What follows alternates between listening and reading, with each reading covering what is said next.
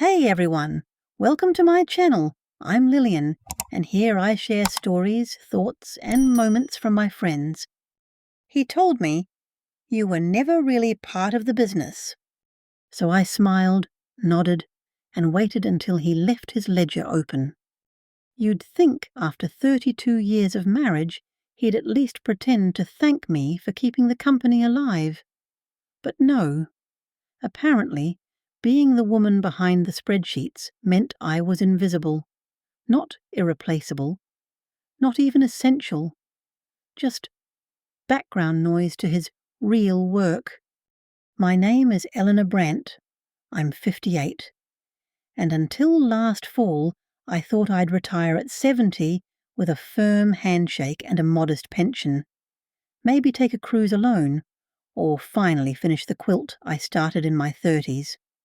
I'd spent 2 decades as the quiet arm of Brandt & Associates, a boutique interior design consultancy in Stamford that my husband Carl insisted he built from scratch. But let me tell you something about scratch. It doesn't file your taxes on time. It doesn't renegotiate vendor contracts in the middle of a recession. And it sure as hell doesn't stay up till 3 a.m. reconciling budget overruns from his ridiculous rooftop lighting schemes. Scratch had a name. It was mine. I never asked for credit. I'm not flashy like Carl. He could sell elegance to a plumber and charm his way out of overdue invoices. But I was the one they called when a designer flaked or when an invoice got mysteriously padded. I kept things clean, organized, quiet, until I saw the emails. The first one was titled Gala Outfit. Bold, sloppy, forwarded to our shared desktop by mistake. I was in the office late, crunching quarterly projections when it blinked open. There she was, Marcy, in a skin-tight black dress that didn't say assistant so much as auditioning for a cliché. She was 28. She still used emojis and subject lines. I scrolled.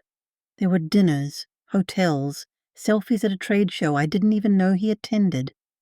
And then I saw the calendar entry. Meeting, tell Elle, clean exit plan. I didn't cry. Not then. Not even later. I just looked around the office, our office, with its glass partitions and neutral tones I helped pick out. I remembered the little storage room that used to be my desk when we started, when we still brought instant coffee in a thermos and hoped clients wouldn't notice. And I sat back. He wanted a clean exit? Fine. But it wouldn't be his. He waited until the end of the quarter to tell me. Said it like a dentist delivering bad news. Factual, detached, mildly inconvenienced. I think it's time we restructured, Carl said, not looking at me. Streamline things. You've done great work, but we've grown. I need someone with a fresher outlook. Marcy stood behind him with a tablet, pretending to take notes. She wore red that day, lipstick to match. I asked, "Fresher?" Carl blinked, confused I wasn't making this easier. "You're brilliant, Elle, really. But the industry's changing. Digital platforms, visual identity, Gen Z expectations. We need someone more aligned with where things are headed. Someone who sends you selfies in hotel robes?" He flushed barely. "I'm offering a severance," he said stiffly. 3 months, and of course, you'll keep your stake until we finalize the buyout. My stake, I repeated. You mean the 38% I never signed over? He didn't answer. I didn't need him to. I went home to our quiet beige house, the one with the open floor plan he used to brag about, like I didn't design the layout while he was on site visits. I poured myself tea, not wine. I needed my brain clear. Then I opened his laptop. He never changed the password. Inside was everything.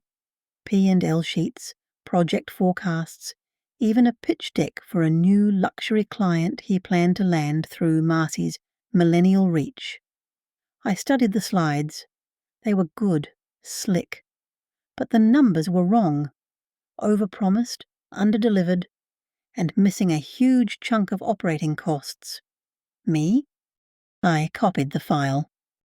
I didn't know what I was going to do with it yet, but I knew one thing. I wasn't walking away because he wanted to relive his 20s. He wanted fresh? I'd show him rebirth. Listen, that weekend, I drove to a diner on the north end of town, the one with too much chrome and bottomless coffee, and I waited. At exactly 11:30, Linda Raskin slid into the booth across from me. She was one of our longest-standing clients, a commercial real estate developer with a sharp tongue and sharper taste. "You're the last person I expected to call," she said, eyeing me over the rim of her cup. "I'm starting something new," I told her, quietly. Linda raised an eyebrow. "Carl, no." I smiled. "Not yet, but I have numbers." She didn't look at the pitch deck I slid her way. She looked at me. "You were always the one who fixed things," she said finally. "I like that you never pretended to be charming." "That's because I'm not." "Exactly." She took the file. In the following weeks, I met with 2 more legacy clients. Clients I'd personally smoothed contracts for when Carl was off sipping cocktails at design expos. One of them, a boutique hotel chain owner, said bluntly, "If you run the budget, I'm in." I didn't even have a company name yet, but I had 3 signed letters of intent. I called it EB Collective. Quiet, simple, initials only. I rented a co-working suite with warm light and muted walls. Nothing showy, just solid, like me. Then I emailed Carl my resignation. From my marriage, not the business. Say, the divorce papers arrived faster than expected. Carl was offended I'd beat him to it. He tried to lowball the asset division, claiming, "You never really did client-facing work." My lawyer, a whip-thin woman named Bernice with eyes like a hawk, laughed. "So we're pretending accounting isn't labor now?" Carl flinched in court, especially when we submitted a timeline of vendor negotiations, P&L reconciliations, and emails where clients asked for me by name. He offered a new deal by week's end. Full equity payout, no alimony, no contention. Just silence. I signed. Because I wasn't coming for his money. I was coming for his relevance. He announced his engagement to Marcy 3 weeks after the papers were final.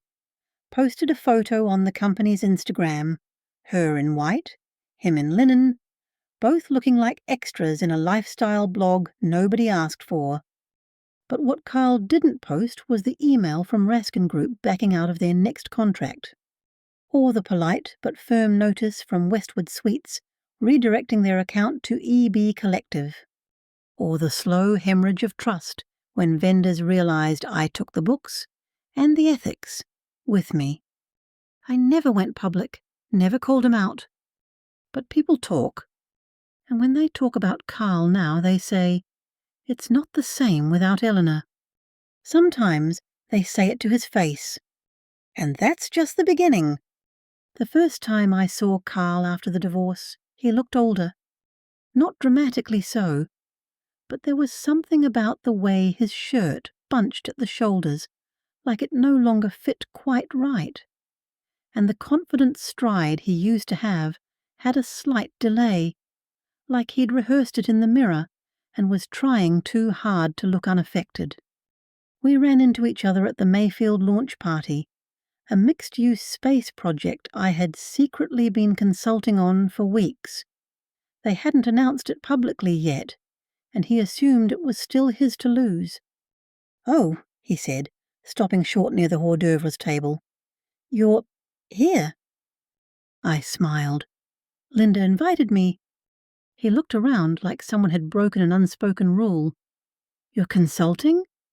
Not exactly, I replied, sipping sparkling water. I'm directing operations. His jaw tensed. Funny, they never mentioned that. I tilted my head. Guess you're not copied on everything anymore.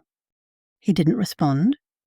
But his date, Marcy, came fluttering up seconds later, wine in one hand, phone in the other.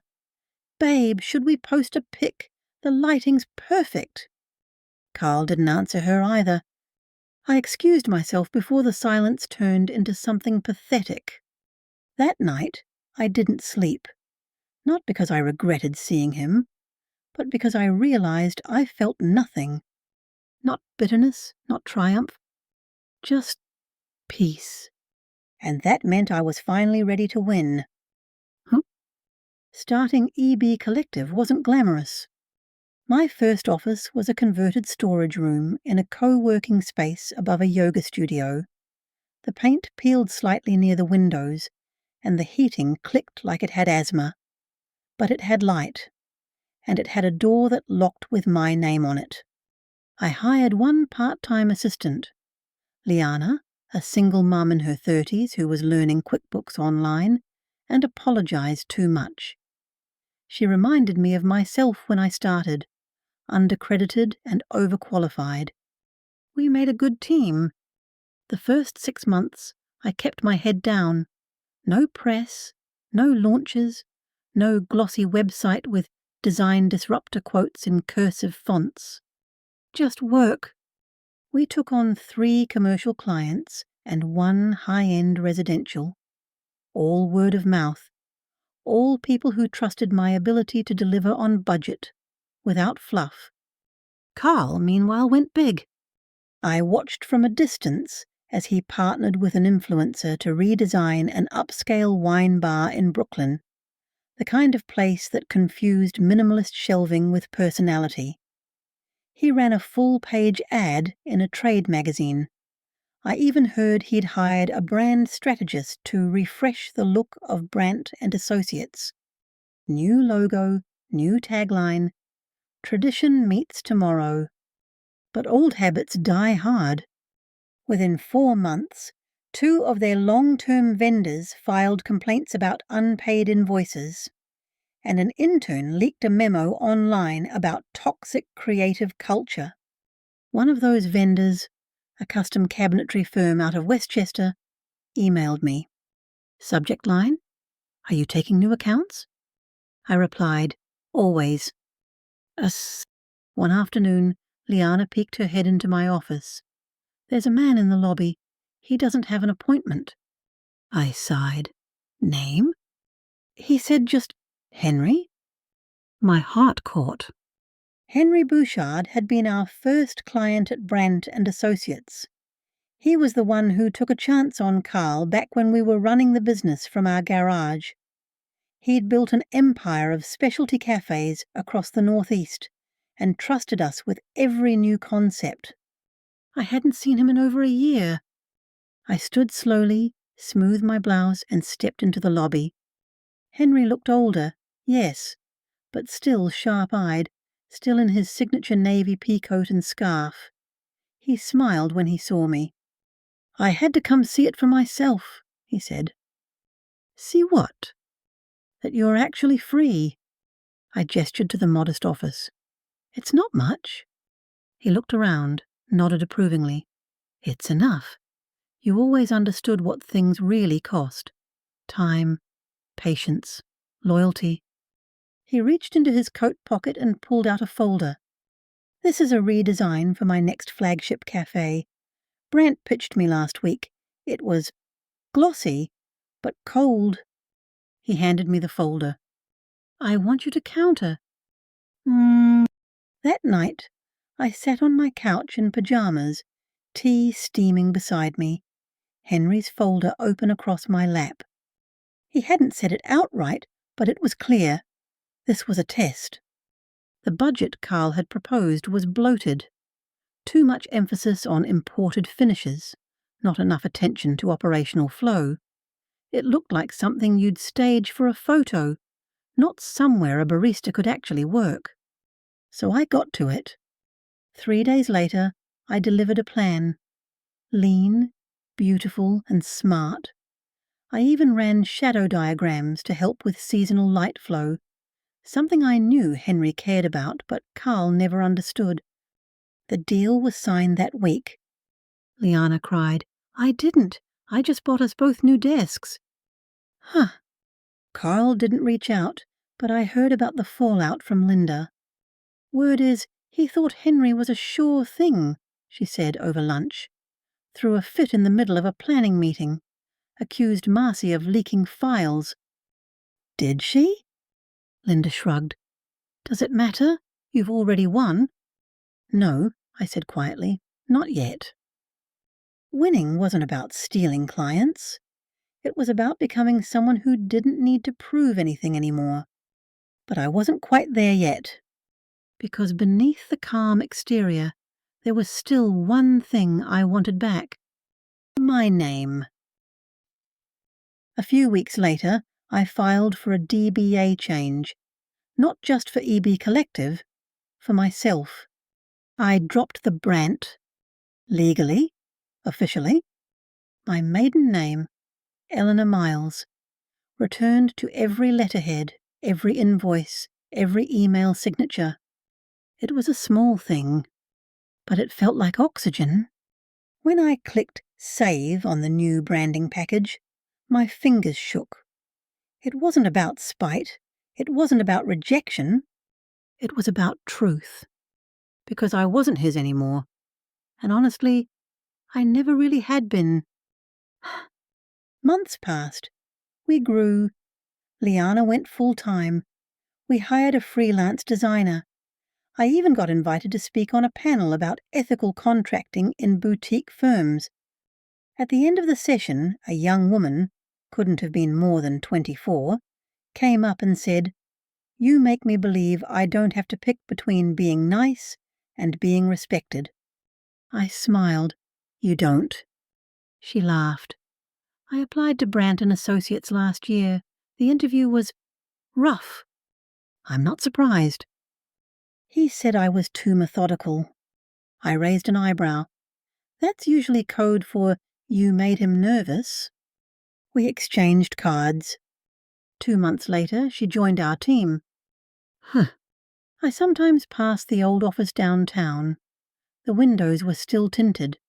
The brass logo still shined. But fewer lights were on, and more often than not, the reception desk sat empty. People used to say Carl walked into a room like he owned it. Now I heard he cancelled meetings last minute, that he blamed staff turnover on generational entitlement, that he insisted on being CC'd on every email, like a man desperate not to be forgotten. Poetic, isn't it? The man who told me I was never really part of the business, now scrambling to keep his together. And the woman he underestimated? She was just getting started. I never planned to attend the awards dinner. Those industry galas always bored me. A sea of recycled speeches, cheap wine poured into expensive glasses, and egos clinking louder than the silverware. But when the organizer called to say EB Collective had been nominated for Excellence in Client Integrity, I couldn't help but laugh. That was a category now? Apparently it was. Apparently, people had started noticing the firms who didn't just sell glossy renderings and inflated promises. Apparently, being trustworthy had become rare. Please consider attending, the woman said over the phone. You're an example a lot of young designers talk about. That part stopped me. Not the award, not the recognition, but the idea that someone, somewhere, might feel less invisible because I existed. I told her I'd think about it. Carl showed up in my inbox 2 days later. Subject? Congratulations. Body? Saw the nomination. Impressive. Didn't think you'd keep it going this long, but good for you. See? No signature. No warmth. Just that smug little undertone he always used when he thought I should be flattered. I didn't reply, but I didn't delete it either, because for once his condescension didn't land. It just passed through me, like wind through a house that no longer had holes. I printed it, folded it, slipped it into a drawer, not as a trophy, as a fossil, proof that he had once existed in my story, but no longer defined it. I wore a slate blue dress to the awards, simple lines, no sparkle, just soft elegance and a pair of pearl earrings my mother left me when she passed. Liana came with me. She wore black and burgundy, nervous as hell, grinning too hard. When they called our name, she squeaked. I didn't. I just stood, smoothed the hem of my dress, and walked.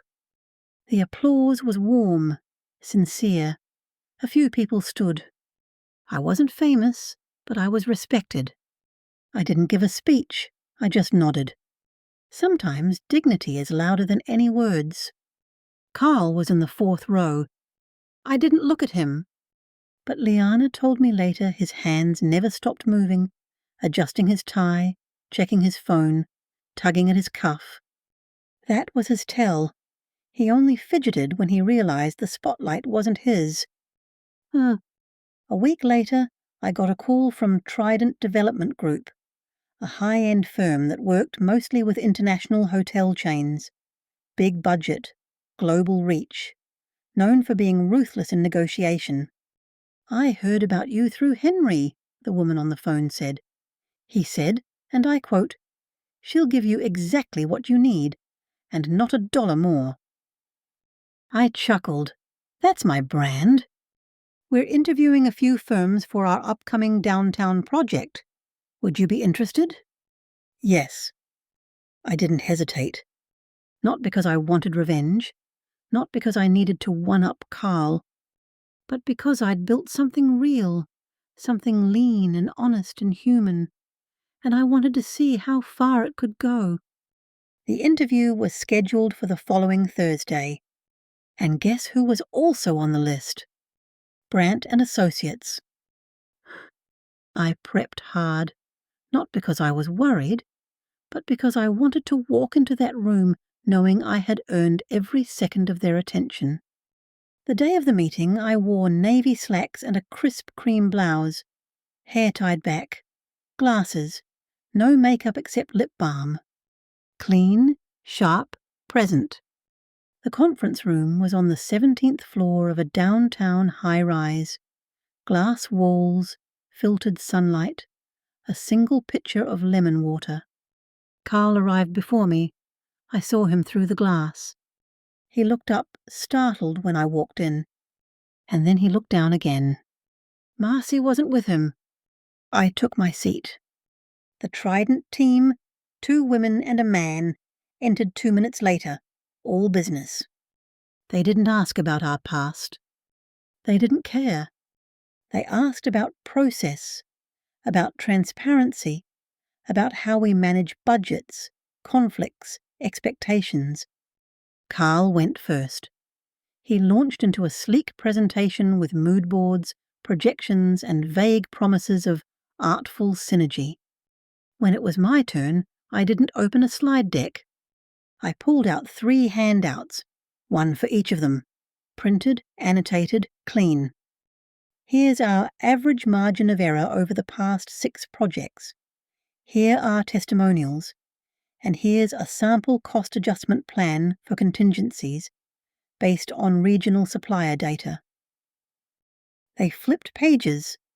I waited. No ego, just numbers. Afterward, we shook hands. No words exchanged between me and Carl. But as I left the building, I passed the restroom corridor and paused. From inside, I heard a man sigh loudly. I kept walking. They called 3 days later. "We're going with you," the woman said. "Your proposal was honest, and frankly, we're tired of men who don't listen." I smiled. "We listen. That's kind of our thing." The contract was the biggest of my career. I framed the first deposit check and hung it in the office hallway. Carl called the following week. I let it ring. Then I blocked the number. By summer, our team had doubled. We weren't just surviving anymore. We were leading. EB Collective became a name people whispered in rooms Carl used to own. Young designers emailed me asking for mentorship. Vendors prioritized us without having to be chased. Even former clients of Carl's reached out quietly, like exiles who didn't want to admit they'd been wrong. Some I welcomed, others I didn't. Revenge isn't always about taking everything. Sometimes it's about choosing what and who you'll never let in again. That's the power he never understood. I didn't want his world. I wanted mine.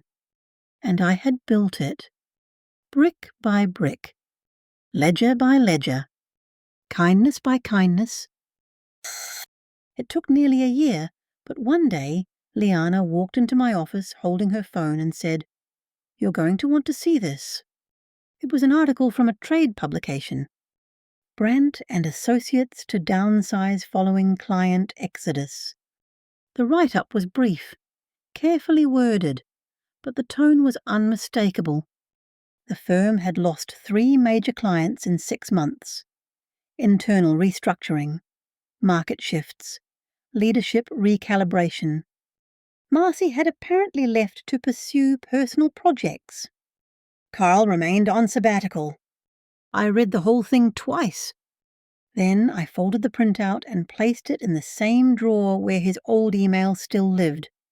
Not as a trophy, but as a chapter closed. One Friday evening, I locked the office early, walked out with my coat unbuttoned, hair loose, breeze on my face. At the corner cafe, I ordered a cinnamon latte and sat by the window, watching people rush into their weekends. I felt still, not stuck, not sidelined. Still, like someone who finally knew the weight of her own name. A little girl at the next table dropped her juice box. Her mother knelt, flustered, mopping it up with napkins. "Don't cry," the mother whispered. "We'll fix it." The girl looked up, wide-eyed, brave. Something in me softened. We all spill. We all learn to clean up. Some of us, like me, build entire futures from the cloth we use to be stepped on, and we make them shine. The funny thing about revenge is that it doesn't feel how you expect it to. I thought I'd feel fire, triumphant, giddy, unstoppable. But what came was quieter, like closing a door you forgot had been open, like putting down a bag you carried too long without realizing how heavy it was. I didn't want Carl to suffer anymore. I just wanted him to not matter. And slowly he didn't. The more I leaned into what I was building, not from spite, but from purpose, the more I realized the story wasn't about him leaving. It was about me staying. Staying honest, staying present, staying whole. And that wholeness had become its own kind of magnet. Clients trusted me. Vendors respected me. Young women in the industry asked how I had done it, how I'd stood up without raising my voice, how I'd left a man and taken back a name without burning everything down. "Wasn't it lonely?" one intern asked after shadowing me for a month. I thought about it. It was, I admitted. But then it was freeing, and then it wasn't lonely anymore. It was mine. She looked puzzled. "You'll understand," I said gently, "when you stop needing someone to see you just to feel real." That spring, I bought a tiny cottage just outside of Stamford. 2 bedrooms, wooden floors that creaked in the morning, a garden overrun with lavender and the occasional squirrel. It wasn't grand, but it was warm. Light loved it, and so did I. I painted one of the spare bedrooms soft yellow and turned it into a reading room. No desk, no emails, just shelves, a wide chair, and the feeling that I could finally exhale. Every Sunday I baked, just for me. Cinnamon bread, apple galette. Sometimes even my old mother's cornbread recipe, which I'd nearly forgotten in the noise of invoices and launch meetings. The kitchen smelled like memory, like something I hadn't let myself feel in years. One afternoon I received a letter, a real one, handwritten, no return address, just my name, Eleanor Miles, and a Stamford postmark. Inside was a single card. You were always better at this than me. No signature, but I knew the handwriting. I didn't feel satisfaction, just pity, and then gratitude, because I'd once thought I needed his acknowledgement to feel whole, but now it felt like someone knocking on a door I no longer lived behind. At EB Collective, we began a mentorship program for second career women over 40 who had left jobs, marriages, lives, and wanted to re-enter the workforce with dignity and guidance. We took on 4 women that first year. One of them, Natalie, had once been a receptionist at a bank. After raising 3 kids and surviving a bad divorce, she said, "I don't even know what I'm good at anymore." We gave her spreadsheets. She lit up. "I forgot how satisfying it is when the numbers match," she said, eyes welling up. I smiled. Welcome home. People say legacy is what you leave behind, but I think it's what you build that doesn't fall apart when you leave the room. It's the calm you create when others feel safe working with you. It's the absence of fear. It's the presence of trust. And that is something Carl never understood. He thought power came from being the loudest voice. I found it in being the last one standing, and the one who stood with others.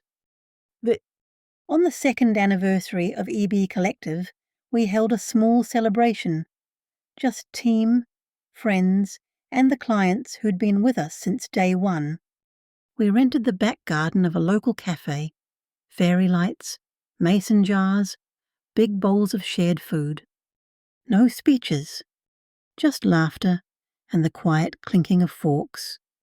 Toward the end of the night, as people trickled out, Liana raised a glass. "To Eleanor," she said, "who taught me that sometimes the best revenge is a beautiful, ordinary life." Everyone clapped. I laughed, but I didn't cry until I got home. Later that summer, I ran into Carl again, at a hardware store, of all places. He was in the paint aisle, squinting at swatches, alone. No Marcy, no blazer, just a man in a wrinkled polo holding a list that looked like it had been scribbled in panic. He turned and saw me. Froze. I nodded politely. No smile, no gloat. Just civility. He blinked, cleared his throat. "Eleanor." "My name's Miles now," I said gently. He looked like he wanted to say something more. Maybe an apology. Maybe a rewrite of history. But I walked away before he could, because the story was no longer his to tell. On the last page of my old notebook, the one where I'd once jotted all the firm's expenses, vendors, and tax notes, I wrote one line. "You were never really part of the business." And then below it, in pen, "You were the business. Now you're the future." And then I closed it. For good. I am 60 now. I run a thriving practice. I mentor women who remind me of the girl I once was, quiet, methodical, overlooked. I no longer chase recognition. I no longer answer his emails. I no longer bake for approval. I bake because the house smells better that way. I know the value of my own labor, and every client who walks through my door knows it too. I am not angry anymore. I am not hurt. I am whole. I am home.